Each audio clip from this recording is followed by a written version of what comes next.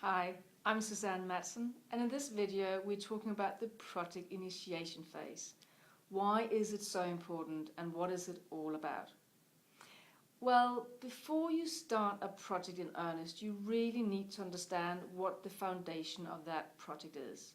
It's like building a house. You cannot build the roof and the walls without first having the foundation in place. So that's really what the project initiation and planning phase is all about. It's about establishing the foundation.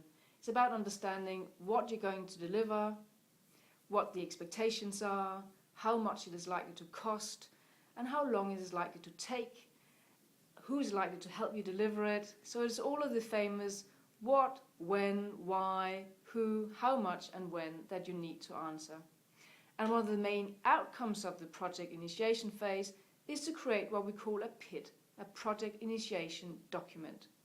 If you have never seen a project initiation document, you can download a free template on my website www.susannemadsen.com by registering to get access to the resources page.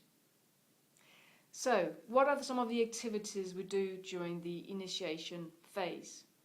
Well, first of all, you need to start identifying and talking to your stakeholders. Your stakeholders, as we know them, are those people who are affected by the outcomes of your project. The stakeholders will help you to identify what this is all about and generally what you are expected to deliver. You will also need to get hold of the business case. On some projects, the business case will already have been written by a more senior member of staff, a senior executive. If the business case doesn't exist, it could very well be up to you as a project manager to write it. You may not know all of the information, you may have to extract the information out of senior stakeholders, but it could be up to you to actually put it together. The business case, of course, will provide the financial rationale for the project. Why is this project being undertaken?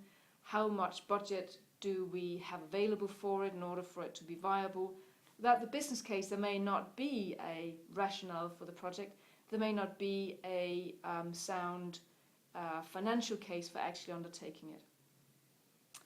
In the initiation phase, you also need to look at the team members, who is available to help you with this. Do you need to go out and procure a team? Are you going to outsource the solution? So what does the resourcing model look like? And then, of course, you need to spend a lot of time looking at the actual things that are going to be delivered. So what are the requirements likely to look like? What's the scope? What is out of scope? You need to start engaging with the stakeholders and the key team members to actually start documenting the scope. Now, on the topic of what type of projects require a project initiation and planning phase, we really need to start spending a little bit of time looking at agile versus waterfall methodologies. In the traditional waterfall methodology, we plan everything up front and we specify meticulously everything that is going to be delivered in the project, and then we go on delivering it in the subsequent phases. In Agile, things may be less formalized up front, and scope may evolve more and become clearer as we move through the different project phases or the different iterations of the project. However, it is misunderstood to think that Agile projects do not need a project initiation and planning phase.